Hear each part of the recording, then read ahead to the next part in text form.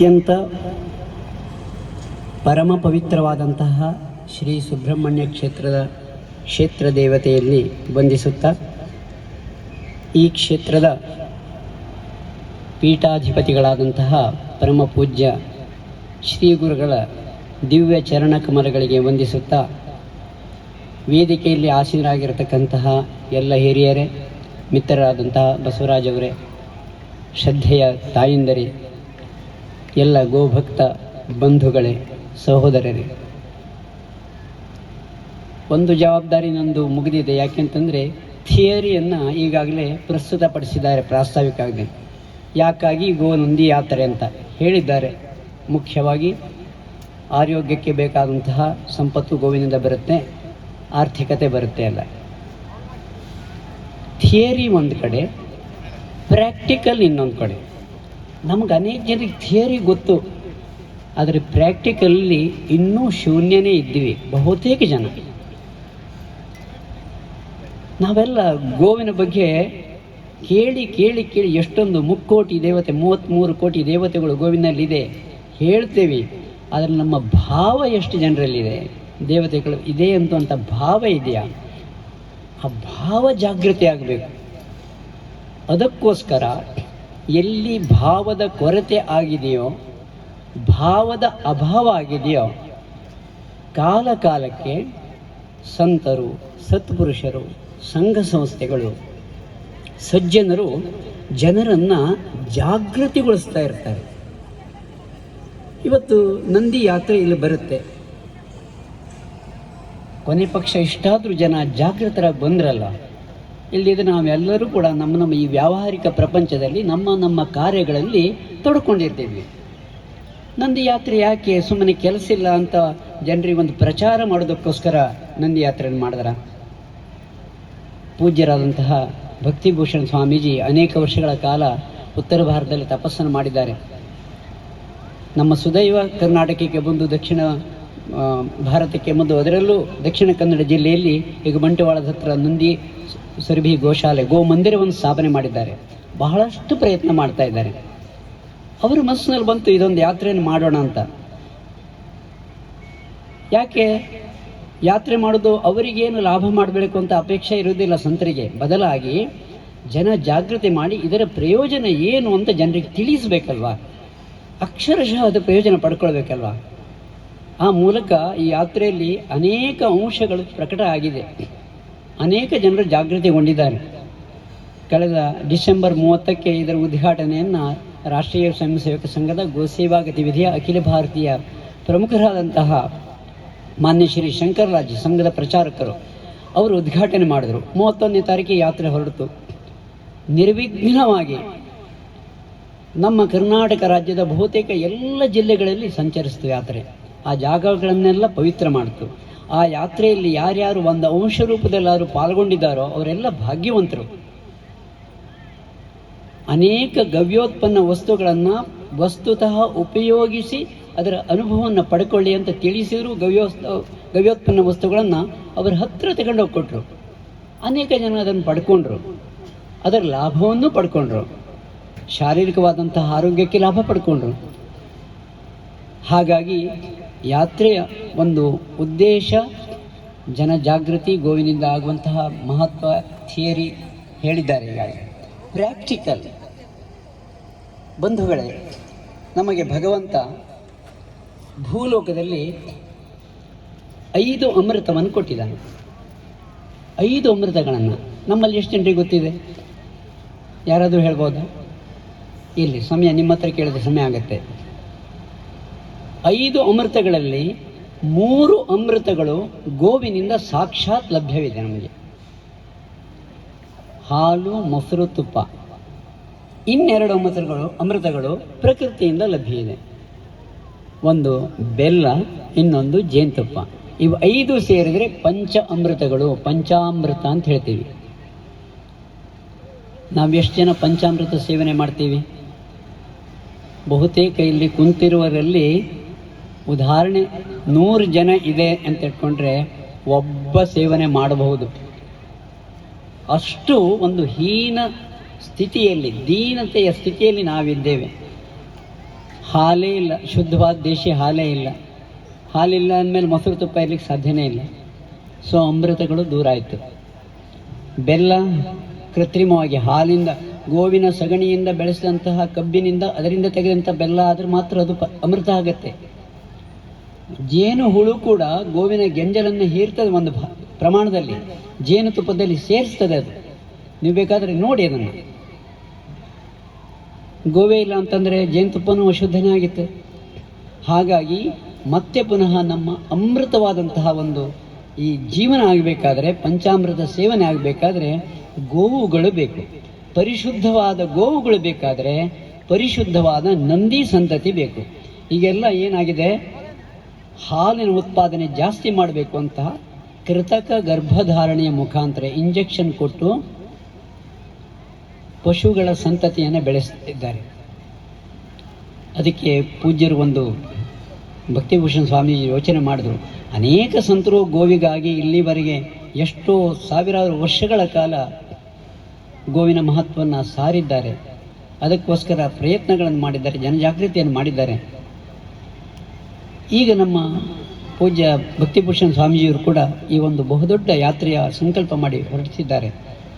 ಈ ಒಂದು ನಂದಿಯ ಮುಖಾಂತರ ನಮ್ಮ ಭಾರತೀಯ ತಳಿಯ ಹಸುವಿನ ಸಂತತಿ ಇರಬೇಕು. ನಾವು ನೋಡ್ತೀವಿ, ನಂದು ಗೋಶಾಲೆ ಇದೆ, ಅನೇಕ ಜನ ಬರ್ತಾರೆ, ಮಾರಾಯ ನನ್ನ ಹತ್ರ ಒಂದು 3-4 ಗೂಳಿ ಇದೆ, ನೀನು ಗೋಶಾಲೆಯಲ್ಲಿ ಇಟ್ಕೊಳ್ತೀಯ ಅಂತ. ನಾನು ನಮ್ಮ ಜಾಗ ಚಿಕ್ಕದು, ಸಣ್ಣದು, ನೋಡಪ್ಪ ನಾನು ಗೋಶಾಲೆ ಕಟ್ಟುವ ಕೆಪಾಸಿಟಿ ಸಾಮರ್ಥ್ಯ ಅದಕ್ಕೆ ಇರೋದು ಒಂದು 28, ಈಗಾಗಲೇ 38 ಹಸುಗಳಾಗಿದೆ, ಜಾಗ ಇಲ್ಲ, ವಾಸ್ತವಿಕವಾಗಿರುವಂಥದ್ದು ಒಂದು. ಕೊನೆಗೆ ಯಾಕೆ ಕೇಳಿದರೆ, ಹಾಲಿಗೋಸ್ಕರ ಮಾತ್ರ ನಾವು ಗೋವನ್ನು ಸಾಕಬೇಕು ಅನ್ನುವಂಥ ಭಾವನೆ ನಮ್ಮಲ್ಲಿದೆ. ನಾನು ಗೋಶಾಲೆ ಮಾಡಿದ ನಂತರ 38 ಹಸುಗಳನ್ನು ಸಾಕೋದು ಸುಲಭ ಅಲ್ಲ, ಅದಕ್ಕೆ ಖರ್ಚಿದೆ ತಾನೇ. ನಾನು ಯೋಚನೆ ಮಾಡಿದೆ, ದೇವರ ಒಂದು ನೌಕರಿಯಿಂದ ಕೊಟ್ಟೆ, ನೌಕರಿ ನಿವೃತ್ತ ಆದ ನಂತರ ನನಗೇನೋ ಬರ್ತಿದ್ದು ಸ್ವಲ್ಪದಲ್ಲಿ ಗೋಶಾಲೆಗೆ ಹಾಕ್ತಾಯಿದೆ. ಆದರೆ ಗವ್ಯೋತ್ಪನ್ನ ವಸ್ತುಗಳನ್ನು ತಯಾರು ಮಾಡಿದ್ರೆ ಅದರ ಹೊಟ್ಟೆಯನ್ನು ಅದು ಪಾಲನೆ ಮಾಡಿಕೊಳ್ಳೋದು ಅಲ್ಲದೆ ನಮಗೂ ಕೂಡ ಜೀವನ ಕೊಡುತ್ತೆ. ಅದಕ್ಕೋಸ್ಕರ 1-2 ಮುಖ್ಯ ಉತ್ಪನ್ನಗಳನ್ನು ಕೂಡ ತಯಾರು ಮಾಡಿದೆ.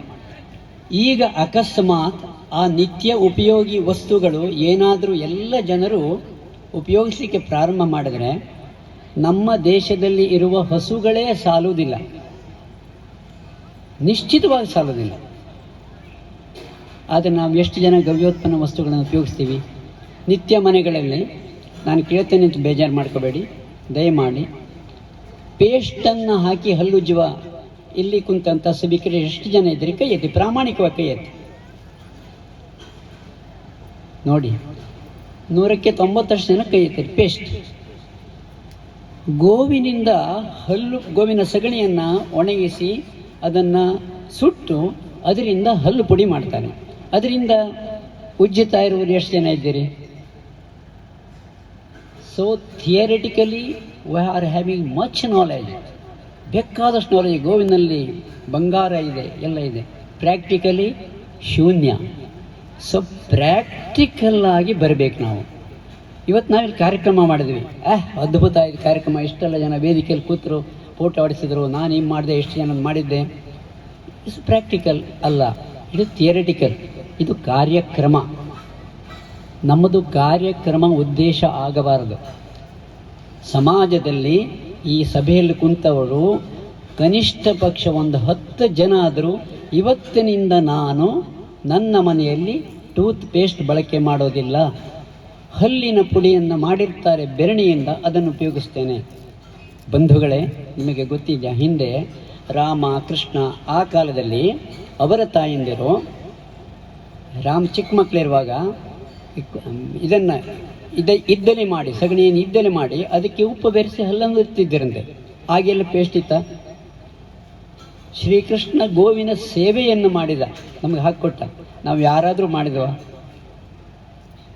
ಇವತ್ತು ಇಲ್ಲಿ ಭಾಳ ಸಂತೋಷ, ಭಜನೆಯಲ್ಲಿ ವಿಷ್ಣುವಿನ ಸಹಸ್ರನಾಮ ಅದ್ಭುತವಾದ ಶಕ್ತಿ ಇದೆ. ವಿಷ್ಣು ಸಹಸ್ರನಾಮ, ಅದರ ಉದ್ದೇಶ, ಅದರ ಏನು ಮಹತ್ವವನ್ನು ಕೂಡ ಭೀಷ್ಮಾಚಾರ್ಯ ಹೇಳಿದ್ದನ್ನು ಹೇಳಿದರು. ಸುಮ್ಮನೆ ಹೇಳಬೇಕು ಅನ್ನುವಂಥ ಒಂದು ಎಲ್ಲರ ಎದುರಿಗೆ ಶ್ಲೋಕ ಬರುತ್ತೆ ಅನ್ನುವಂಥ ಉಚ್ಚಾರ ಮಾಡಿ ಹೇಳ್ತೇವೆ, ಅದೆಲ್ಲ ಪ್ರಯೋಜನ ಇದೆ. ಅದನ್ನು ಯಾರು ಅನುಸಂಧಾನ ಮಾಡ್ತಾರೋ, ಉಪಾಸನೆ ಮಾಡ್ತಾರೋ ಅವರಿಗೆ ಆ ಲಾಭ ಸಿಗುತ್ತೆ. ನಾನು ಮೊದಲು ವಿಷ್ಣು ಸಹಸ್ರನಾಮ ಮಾಡ್ತಾ ಇರಲಿಲ್ಲ. ಇತ್ತೀಚೆಗೆ 2 ವರ್ಷ ಮೊದಲು ಹುಬ್ಬಳ್ಳಿಯಲ್ಲಿ ವಿಷ್ಣು ಸಹಸ್ರನಾಮ ಗ್ಲೋಬಲ್ ಸತ್ಸಂಗ ಫೆಡರೇಷನ್ ಅಂತ ಚಾಲೂ ಆಯಿತು. ಅರಳು ಮಲ್ಲಿಗೆ ಪೂಜ್ಯರಾದ ಅರಳು ಮಲ್ಲಿಗೆ ಪಾರ್ಥಸಾರಥಿಯವರು ಘೋಷಣೆ ಮಾಡಿದ್ರು. ಹುಬ್ಬಳ್ಳಿಯಲ್ಲಿ ನಮ್ಮ ಮಿತ್ರರಾದಂತಹ ಒಬ್ಬ ದಯಾನಂದರಾವ್ ಅಂತ ಹೇಳಿ ಸ್ನೇಹಿತರು ಅವರು, ಭಟ್ರೆ ನೀವು ಬನ್ನಿ ಅಂತಂದರು. ಆಯಿತು ಅಂತ ಈಗ 2 ವರ್ಷ ಮೊದಲು ಹೋಗಿ ಪ್ರಾರಂಭ ನಾನು ಮಾಡಿದೆ ಶಾಸನ. ಹಂಗೆ ಇನ್ನೂ ಕಂಠಪಾಠ ಬರ್ತಾ ಇಲ್ಲ, ಹೋಗ್ತಾ ಇದ್ದೆ. ಈ ಕಡೆ ಗೋಶಾಲೆ ಪ್ರಾರಂಭ ಆಗಿ 5 ವರ್ಷ ಆಗಿದೆ, ಯಾವ ಗವ್ಯೋತ್ಪನ್ನನೂ ಮಾಡ್ತಾ ಇರಲಿಲ್ಲ. ವಿಷ್ಣು ಸಹಸ್ರನಾಮ ಪಾರಾಯಣದಿಂದ ಲಾಭ ಆಗುತ್ತೆ, ಇಟ್ ಈಸ್ ಥಿಯರಿ. ಅದು ಲಾಭ ಆಗಬೇಕಲ್ಲ, ವೆರಿ ಇಸ್ ಪ್ರಾಕ್ಟಿಕಲ್. ಪಾರಾಯಣ ಮಾಡಿದೆ. ಪಾರಾಯಣ ಮಾಡಿದ ನಂತರ ಈ ಕಡೆ ಗೋವಿದೆ, ಗೋಶಾಲೆಗೆ ಖರ್ಚು ಬಹಳ ಇದೆ, ಏನು ಮಾಡಬೇಕು ಅಂಥೇಳಿ ಈಗೊಂದು 2-3 ವರ್ಷದಿಂದ ನಾನು ಒಂದು ಗೋರಕ್ಷಾ ಕವಚ ಅಂತ ಒಂದು ಮಾಡಿದ್ದೆ. ಏನಿಲ್ಲ, ಸಿಂಪಲ್ ಈಗ ಮೊಬೈಲ್ನಲ್ಲಿ ಹಾಕಲಿಕ್ಕೆ ರೇಡಿಯೇಷನ್ ಕಂಟ್ರೋಲರ್, ರೇಡಿಯೇಷನ್ ನಿಯಂತ್ರಣ ಮಾಡುವಂಥ ಚಿಪ್ ಮಾಡಿದ್ದಾರೆ. ನಿಮ್ಗೆ ಗೊತ್ತು, ಯಾರತ್ತಾರು ಇದೆಯಾ ಇದರಲ್ಲಿ? ಯಾರಿರ್ತಾರೋ ಮೊಬೈಲಿಗೆ ಹಾಕಿದ ರೇಡಿಯೇಷನ್ ಚಿಪ್ ಯಾರಾದರೂ ಇಟ್ಕೊಂಡಿದ್ದಾರಾ? ಈಗ ಮಲ್ಟಿನ್ಯಾಷನಲ್ ಕಂಪ್ನಿಗಳು 200, 300, 500 ರೂಪಾಯಿಗೆ ಮಾರಾಟ ಮಾಡ್ತಾ ಇದೆ. ಅದರಲ್ಲಿ ಇರೋದು ಏನಿಲ್ಲ, ಬರೀ ಸಗಣಿಯ ಚೂರು. ಸಗಣಿಯನ್ನು ಒಂದು ಗಮ್ ಟೇಪ್ನ ಮೇಲೆ ಹಚ್ಚುತ್ತಾರೆ, ಅದನ್ನು ಇದಕ್ಕೆ ಒತ್ತು ಬಿಡ್ತಾರೆ. ಅದಕ್ಕೆ 200-300 ರೂಪಾಯಿ ಚಾರ್ಜ್. ನನಗೆ ಯೋಚನೆ ಬಂತು, ಇಷ್ಟು ಸಣ್ಣ ಚಿಕ್ಕದ್ರಲ್ಲಿ ಅಷ್ಟು ಶಕ್ತಿ ಇರಬೇಕಾದ್ರೆ ನಾವು ಸಗಣಿಯನ್ನು ಒಣಗಿಸಿ ಮಾಡಿದ್ರೆ ಎಷ್ಟು ಶಕ್ತಿ ಇರಲಿಕ್ಕಿಲ್ಲ. ಪ್ರಾಕ್ಟಿಕಲ್ ಮಾಡಿದೆ ನಾನು. ಪ್ರಾಕ್ಟಿಕಲ್ ಮಾಡಿ ಗೋರಕ್ಷಾ ಕವಚ ಎಲ್ಲಿಗೆ ಹೋಗಬೇಕಾದ್ರೂ ಇದನ್ನು ಇಟ್ಕೊಂಡು ಹೋಗ್ತೇನೆ. ಎಲ್ಲಿಗೆ ಹೋಗಬೇಕಾದ್ರೂ ನನ್ನ ಕಿಸೆಯಲ್ಲೇ ಇರುತ್ತೆ, ಏನು ಕಷ್ಟ ಇಲ್ಲ. ಇದು ಗೋರಕ್ಷ, ಅದರಲ್ಲಿ ಶಕ್ತಿ ಇರಬೇಕಾದ್ರೆ ಇದರಲ್ಲಿ ಇರಲೇಬೇಕಲ್ವ? ಇಲ್ಲ ಅಂದರೆ ಅದರಲ್ಲೂ ಇಲ್ಲ ಅಂತ ಅರ್ಥ. ಇದಕ್ಕೆ ಖರ್ಚು ಎಷ್ಟು ಬರುತ್ತೆ? ಇದು ಇಂಥದ್ದು 2 ಪೀಸ್ ಇರೋದಕ್ಕೆ ನಾನು 10 ರೂಪಾಯಿ ಇಟ್ಟು ಗೋರಕ್ಷಾ ಕವಚ ಅಂತ ಮಾಡಿದೆ. ಒಂದು ಸಮಯದಲ್ಲಿ ಜನರ ಬೇಡಿಕೆ ಪೂರೈಸಲಿಕ್ಕಾಗಿಲ್ಲ, ಅಷ್ಟು ನಮಗೆ ಆರ್ಡರ್ ಬಂತು. ಇದನ್ನು ಮಾಡಲಿಕ್ಕೆ ಆಕಳ ಗೊಬ್ಬರಕ್ಕಿಂತ ನಂದಿ ಗೊಬ್ಬರ ಇನ್ನೂ ಚೆನ್ನಾಗಿದೆ. ಸಗಣಿ ವೆರಿ ವೆರಿ ಪವರ್ಫುಲ್ ಇದೆ. It is not theory, it is practical. ಬಂಧುಗಳೇ, ಇದನ್ನು ನಾವು ಮನೆಯಲ್ಲಿ ಬಂಗಾರವನ್ನು ಇಟ್ಟುಕೊಂಡು ಸಿದ್ಧಮನ್ನಂ ಪರಿತ್ಯಜ್ಯ ಭಿಕ್ಷಾ ಮಠದಿ ದುರ್ಮತಿ, ಅಲ್ಲಿ ಸಂಪತ್ತಿದೆ, ಇಲ್ಲಿ ಸಂಪತ್ತಿದೆ, ಸೈಟಲ್ಲಿ ಇನ್ವೆಸ್ಟ್ ಮಾಡ್ತೀವಿ, ಗೋಲ್ಡನ್ ಇನ್ವೆಸ್ಟ್ ಮಾಡ್ತೀವಿ, ಶೇರಲ್ಲಿ ಇನ್ವೆಸ್ಟ್ ಮಾಡ್ತೀವಿ, ಬಟ್ ಹಸುವಿನ ಬಗ್ಗೆ ಅಲಕ್ಷ್ಯ ಮಾಡಿಬಿಟ್ಟಿದ್ದೀವಿ. ಸೃಷ್ಟಿಯ ಸಂರಕ್ಷಕ ಭಾರತೀಯ ಹಸು ಎನ್ನುವಂಥ ಪುಸ್ತಕದಲ್ಲಿ ನಮ್ಮ ಹಿರಿಯರಾದಂತಹ ಶ್ರೀ ಶಂಕರರಾಜ್, ಮಾನ್ಯ ಶಂಕರರಾಜ್ ಅವರೊಂದು ವಿಷಯ ಬರೆದಿದ್ದರು. ಅದರಲ್ಲಿ ಥಿಯರಿ ಇತ್ತು. ಏನು? ಮಹಾರಾಷ್ಟ್ರದ ದಹಿವಡಿ ತಾಲೂಕು, ಸತಾರಾ ಜಿಲ್ಲೆ, ಅಲ್ಲಿ ಬಿದಾಲ್ ಎನ್ನುವಂಥ ಒಂದು ಊರಿದೆ. ಅಲ್ಲಿ ಒಬ್ಬ ಯುವಕ ಆಧುನಿಕ ವಿದ್ಯೆಯನ್ನು MSc ಅಗ್ರಿ ಮಾಡಿದವರು ಅವರು, ಅಶೋಕ್ ಇಂಗವಲೆ ಅಂತ. ಅವರು ಹಸುಗಳನ್ನು ಪಾಲನೆ ಮಾಡಿದ್ದಾರೆ, ವಿಶೇಷವಾಗಿ ಎತ್ತುಗಳನ್ನು, ಕಿಲಾರಿ ಎತ್ತುಗಳನ್ನು ಪಾಲನೆ ಮಾಡಿದ್ದಾರೆ. ಅವರು ಒಂದು ಬೆಳೆಯಲ್ಲಿ 4 ಎಕರೆ ಜಾಗದಲ್ಲಿ 1 ಕೋಟಿ ಆದಾಯ ಗಳಿಸಿದ್ದಾರೆ ಅಂತ ಬರೆದಿದ್ರು ಅವರು. ಅದೇ ಥಿಯರಿ ಇತ್ತು. ನನಗೆ ಕುತೂಹಲ ಆಯಿತು, ನೋಡೋಣ ಬರೆದಿದ್ದಾರೆ, ವಾಸ್ತವಿಕವಾಗಿ ಹೋಗಿ ಬರೋಣ ಅಂತ ಅವ್ರದ್ದು ಒಂದು ವಿಡಿಯೋ ಮಾಡ್ಕೊಬರೋಣ ಅಂತ ನಾನು ಆ ಜಾಗಕ್ಕೆ ಹೋದೆ. ಅಕ್ಷರಶಃ ಹೋದು 4.5 ಎಕರೆ ಜಾಗಕ್ಕೆ ಒಂದು ಶೇಡ್ ನೆಟ್ ಹಾಕಿದ್ದಾರೆ ಅವರು. ಈ ಥರ ಛಾಯೆ ಒಳಗೆ ನಾನು ಹೋದಾಗ ಅವರು ದಾಳಿಂಬ ಬೆಳೆದಿದ್ರು. ಅದಕ್ಕಿಂತ 2 ವರ್ಷ ಮೊದಲು ಒಣ ಇದನ್ನು ಏನನ್ನ ಹಾಕಿದರೆ ಡೊಣಮೆಣಸಿನಕಾಯಿ, ಸಿಮ್ಲಾ ಮೆಣಸು ಹೇಳ್ತಾರೆ, ಇಷ್ಟು ದೊಡ್ಡ ಮಾಡಿದರು. 4.5 ಎಕರೆಯಲ್ಲಿ 500 ಟನ್ಗಳಿಗೂ ಹೆಚ್ಚು ಬೆಳೆದು 1 ಕೋಟಿ ಆದಾಯ ಗಳಿಸಿದ್ದಾರೆ ಅವರು. ಅಭಿ ಇಸ್ ಬಾರ್ ಆಪ್ ಕ್ಯಾ ಕಿಯಾ ಹೈ? ಇಸ್ ಬಾರ್ ಹಮ್ ಅನಾರ್, ಆ ಸಲ ನಾವು ಹೋದಾಗ ದಾಳಿಂಬೆ ಬೆಳೆದಿದ್ರು ಅವರು. ಯಾಕೆಂತಂದರೆ ನೀರು ಇಲ್ಲಿ ಏನು ಬರಡು ಭೂಮಿ ಅಂದರೆ ಬರಡು ಭೂಮಿ, ಇಲ್ಲಿ ನೋಡಿದ್ರೆ ಇಷ್ಟು ಸಮೃದ್ಧಿ ಇದೆ, ಅದು ಅಷ್ಟು ಬರಡು ಭೂಮಿ, ಒಂದು ಮರಗಳು ಕಾಣ್ತಾ ಇಲ್ಲ. ಅನಾರ್ ಮೇ ಕಿತ್ನಾ ಉತ್ಪನ್ನ ಆಗುತ್ತೆ. ಅವರು ಒಂದು ಎಕರೆಯಲ್ಲಿ ಸುಮಾರು 2,000ಗಳಿಗಿಂತ ಹೆಚ್ಚು 1,300 ದಾಳಿಂಬೆ ಗಿಡ ಹಾಕಿದ್ದಾರೆ. 26 ಟನ್ಗಳಿಗೂ ಜಾಸ್ತಿ ಬೆಳೆದಿದ್ದಾರೆ ಅದನ್ನು. ಅವರು ಬರೀ 1 ಎಕರೆಗೆ 25 ಲಕ್ಷ ಆದಾಯ ತೆಗಿತಾ ಇದ್ದಾರೆ. ಆಪ್ಕೋ ಗಾಯ ಕಾ ಪಾಲನ್ ಸೆ ಕ್ಯಾ ಫಾಯ್ದಾ ಹುವಾ? ಏನು ಲಾಭ ಆಯಿತು ಜನತೆ ತಿಳಿಸ್ಬೇಕು ತಾನೆ. ಬಹುತ್ ಫಾಯ್ದಾ ಹುವ, ಬಹಳಷ್ಟು ಲಾಭ ಆಯಿತು. ನಾನು ಮೊದಲು BSc ಅಗ್ರಿ ಮಾಡಿದ ನಂತರ ಆಧುನಿಕ ಕೃಷಿ ಮಾಡಿ ನೋಡಿದೆ, ತುಂಬ ಲಾಸ್ ಆಯಿತು. ಆದರೆ ಈಗ ಇತ್ತೀಚೆಗೆ ವೆಬ್ಸೈಟಲ್ಲಿ ಅನೇಕ ಸಂತರ ಒಂದು ಮಾತುಗಳನ್ನು ಕೇಳಿದಾಗ ಇಂಥ ಶಕ್ತಿ ಇದೆ, ಇದರ ಗೊಬ್ಬರದಲ್ಲಿ ಅಷ್ಟು ಪವರ್ಫುಲ್ ಇದೆ ಅಂತ ಕೇಳಿದಾಗ ಭಾರತೀಯ ತಳಿಯ ಹಸುವಿನ ಗೆಂಜಲ ಮತ್ತು ಸಗಣಿ ಉಪಯೋಗಿಸಿ ಕೃಷಿ ಮಾಡಲಿಕ್ಕೆ ಪ್ರಯತ್ನ ಮಾಡಿದೆ. 2 ಕಿಲಾರಿ ಹಸು ತಗೊಂಡೆ. 2 ಎಕರೆ ಜಾಗ ಇತ್ತು. 12,000 ಖರ್ಚು ಮಾಡಿದೆ. 90,000 ಆದಾಯ ಬಂತು. ನಾನು ಹೋದಾಗ ಅವರು 125 ಕಿಲಾರಿ ಹಸುಗಳನ್ನು ಸಾಕಿದರು.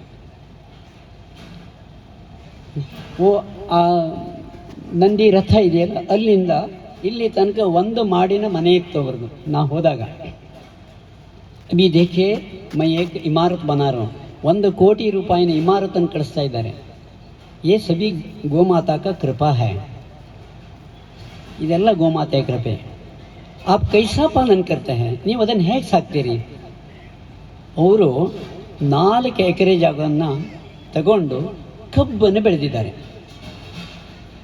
ಕಬ್ಬಿನಿಂದ ಏನು ಮಾಡ್ತೀರಿ? ನಾನು ಅಂದ್ಕೊಂಡೆ ಬಹುಶಃ ಬೆಲ್ಲ ಮಾಡಿ ಒಳ್ಳೆ ಫಾಯ್ದೆ ಆಗುತ್ತೆ ಅಂತೇಳಿ. ನೈ ಕಬ್ಬಿನ ರಸವನ್ನು ತೆಗೆದು ಆ ರಸವನ್ನು ಹಸುವಿನ ಮೇವಿನ ಜೊತೆ ಮಿಶ್ರಣ ಮಾಡಿ ಹಸುವಿಗೆ ಕೊಡ್ತಾರೆ. ಹಸುವನ್ನು ಪಾಲನೆ ಮಾಡುವಾಗಲೂ ಕೂಡ ಕ್ರಮ ಇದೆ. ನಾವೇನು ಮಾಡ್ತೀವಿ? ಹಳಸಿದ್ದು ಉಳಿದಿದ್ದು ತಂಗಳ ಹಾಕ, ದನಕ್ಕೆ ಹಾಕ ಅಂತ ಹೇಳ್ತಾರೆ. ಎಷ್ಟು ಕೆಟ್ಟ ರೀತಿಯಲ್ಲಿ ನಾವು ಪಾಲನೆ ಮಾಡ್ತೀವಿ. ಹಸುಗಳ ಕೃಪೆ ನಮ್ಮ ಆಗ್ಲಿಕ್ಕೆ ಸಾಧ್ಯ ಇದೆಯಾ?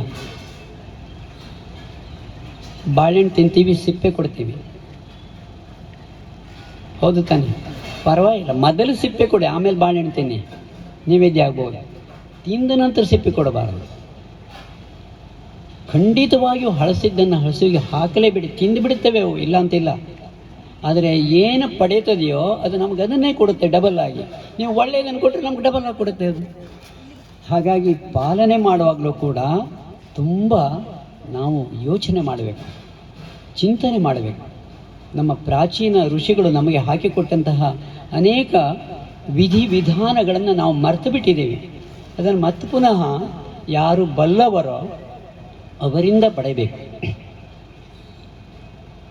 ನಮ್ಮ ದೇಶದಲ್ಲಿ ಸಹಜವಾಗಿಯೂ ಗೋವುಗಳನ್ನು ಭಗವಂತ ಯಾವ್ಯಾವ ಕ್ಷೇತ್ರಕ್ಕೆ ಯಾವ್ಯಾವ ಥರದ ಹಸುಗಳು ಬೇಕೋ ಅದೇ ಥರ ಸೃಷ್ಟಿ ಮಾಡಿದ್ದಾನೆ. ನಾವೇನು ಮಾಡ್ತೇವೆ? ಹಸುಗಳು ಭಾಳ ಹಾಲು ಕೊಡ್ತವೆ, ನಮ್ಮ ಕ್ಷೇತ್ರಕ್ಕೆ ನಾವು ಗೀರು ಹಾಕ್ಳನ್ನು ತಂದುಬಿಡೋಣ ಅಂತ ತಂದುಬಿಡ್ತೀವಿ. ನಿಜವಾಗಿಯೂ ಅದು ಸೃಷ್ಟಿಯ ವಿರುದ್ಧವಾದಂತಹ ಒಂದು ನಮ್ಮ ಕ್ರಿಯೆ, ಅದು ನಾವು ಮಾಡ್ತಾ ಇರುವಂಥದ್ದು. ಆ ಕ್ಷೇತ್ರಕ್ಕೆ ಅದೇ ಪ್ರಜಾತಿಯ ಹಸುಗಳು ಬೇಕು. ಉದಾಹರಣೆ, ಗುಜರಾತಿಗೆ ಕೆಂಪು ಬಣ್ಣದ ಹಸುಗಳು. ಯಾಕೆಂತ ಕೇಳಿದ್ರೆ ಅಲ್ಲಿ ವಿಶೇಷವಾಗಿ ತೈಲಯುಕ್ತ ಪದಾರ್ಥಗಳು, ಎಣ್ಣೆ ಬೀಜಗಳು ಬಹಳ ಬೆಳೆಯುತ್ತವೆ.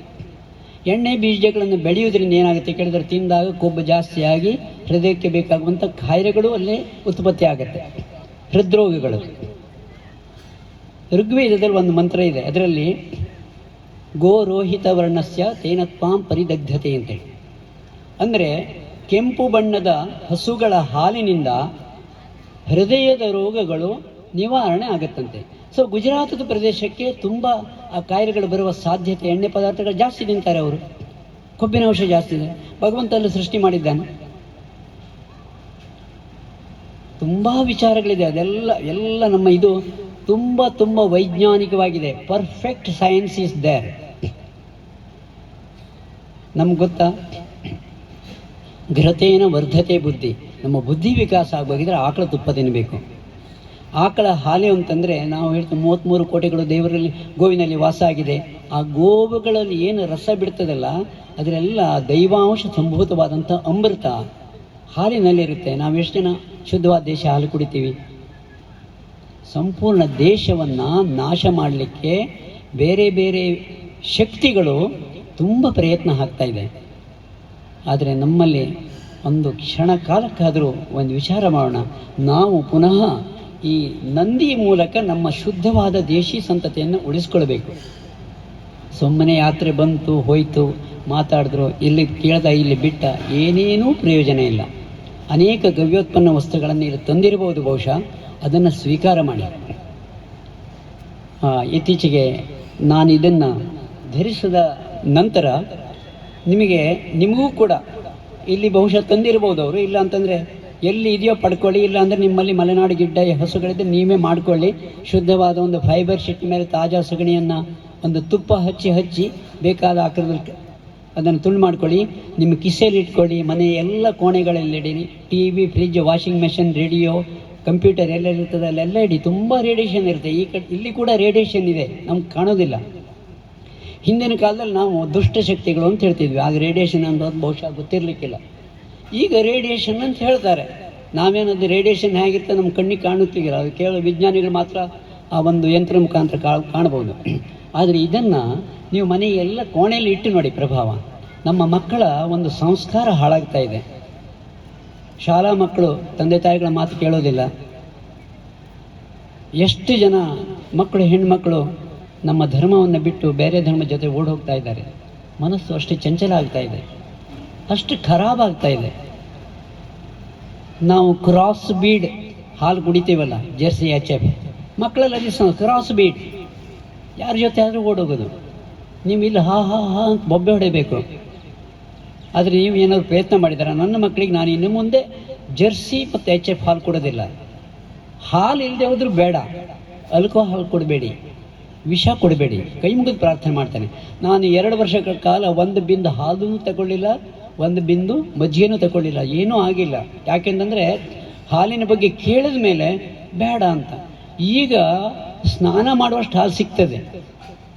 ಯಾಕೆಂತಂದರೆ ಉತ್ಕಟೇಚ್ಛ ಪ್ರಾರಬ್ಧ, ಭಗವಂತ ಅದನ್ನು ಹೇಳಿದ್ದಾನೆ. ಆಕಳ ಹಾಲೇ ಬೇಕು ಅನ್ನುವಂಥ ಉತ್ಕಟವಾದ ಇಚ್ಛೆ ನಿಮ್ಮಲ್ಲಿ ಆದರೆ ನಿಶ್ಚಿತವಾಗಿ ಭಗವಂತ ಅದನ್ನು ಪ್ರಾಪ್ತಿ ಮಾಡಿಕೊಳ್ತಾನೆ. ಆದರೆ ನಮ್ಮ ಇಚ್ಛಾಶಕ್ತಿ ಪ್ರಬಲವಾಗಿಲ್ಲ, ಬಹಳ ದುರ್ಬಲವಾಗಿದೆ. ಈ ಭಾಷಣ ಕಳೆದ ಕೇಳ್ತೀವಿ, ಹೌದು ಅವ್ರು ಹೇಳ್ತಾರೆ, ಎಲ್ಲಿ ಸಾಧ್ಯನ ಮಾರಿ, ಅದೆಲ್ಲ ಸಿಗ್ತದನ?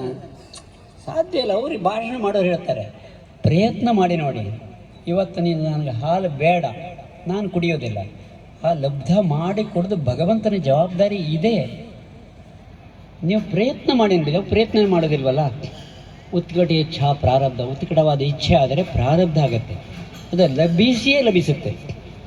ಮತ್ತು ಇಲ್ಲಿಂದ ಹೋಗಿ ಏನೇನೋ ಕೇಳ್ಕೊಂಡು ಏನೇನೋ ಹೇಳಬೇಡಿ. ಅಲ್ಲಿ ಹೋಗಿ ಅವರು ಆಕಳಲ್ಲಿ ಸ್ನಾನ ಮಾಡಿ ಹಾಲಿನಲ್ಲಿ ಸ್ನಾನ ಮಾಡ್ತಾರೆ ಅಂತ ಹೇಳ್ಬೇಡಿ. ಸ್ನಾನ ಮಾಡುವಷ್ಟು ಹಾಲು ಸಿಕ್ಕಿದೆ ಅಂತ ಹೇಳಿದ್ದೇನೆ ನಾನು, ಗೊತ್ತಾಯ್ತಲ್ಲ. ಅಂದರೆ ಕೆಲವು ಸಲ ಕೇಳುವಾಗ ಸರಿಯಾಗಿ ವಿಚಾರ ಕೇಳಬೇಕು.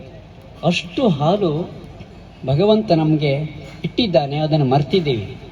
ಅಂತಹ ಪರಿಶುದ್ಧವಾದ ಹಾಲು ಬರಬೇಕಾದ್ರೆ ನೀವೆಲ್ಲ ಕೇಳಿದ್ದೀರಿ. ಈಗ ಜೆರ್ಸಿ ಮತ್ತು HF ಅದಕ್ಕೆ A1 ಅಂತ ಹೆಸರು ಕೊಟ್ಟಿದ್ದಾರೆ. ಭಾರತೀಯ ತಳಿ ಹಸುವಿಗೆ A2 ಅಂತ ಹೆಸರು ಕೊಟ್ಟಿದ್ದಾರೆ.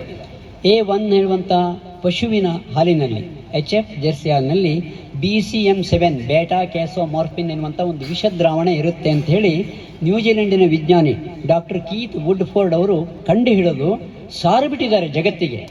ಅವರು ಒಂದು ಪುಸ್ತಕ ಬರೆದಿದ್ದಾರೆ, ಡೆವಿಲ್ ಇನ್ ದ ಮಿಲ್ಕ್ ಅಂತ. ನೀವೇ ಓದಿ ನೋಡಿ, ನಾನೇನು ಹೇಳೋದು ಬೇಡ. ಅದರಲ್ಲಿ ಈ ಹಾಲನ್ನು 1 ಲೀಟರ್ ಹಾಲಿನಲ್ಲಿ ಸುಮಾರು 12 ಗ್ರಾಮ್ ಆ ವಿಷವಸ್ತು ಇರುತ್ತಂತೆ. ನೀವು ಎಷ್ಟುವರೆಗೆ ಎಷ್ಟು ಹಾಲನ್ನು ಕುಡಿದು ಎಷ್ಟು ವಿಷವನ್ನು ಸೇರಿಸ್ಕೊಂಡಿರ್ಬೋದು. ಅದು ಏನು ಕೆಲಸ ಮಾಡುತ್ತೆ ಅಂತ ಕೇಳಿದ್ರೆ, it creates large number of diseases. ಒಂದಲ್ಲ ಎರಡಲ್ಲ, ಲಾರ್ಜ್ ನಂಬರ್ ಆಫ್ ಡಿಸೀಸಸ್. ಈಗ ಹಾಗೆ ಆಗಿದೆಯಲ್ಲ ಪ್ರಪಂಚದಲ್ಲಿ ಎಷ್ಟು ರೋಗಗಳು. ಆ ರೋಗಕ್ಕೆ ಔಷಧಿಯನ್ನು ಕಂಡುಹಿಡಿಯೋರು ಮತ್ತು ಅವರೇ ಯಾರು? ವಿದೇಶಿ ವಿಜ್ಞಾನಿಗಳು. ಅವರಿಗೆ ಮಾರುಕಟ್ಟೆ ಆಗಬೇಕು.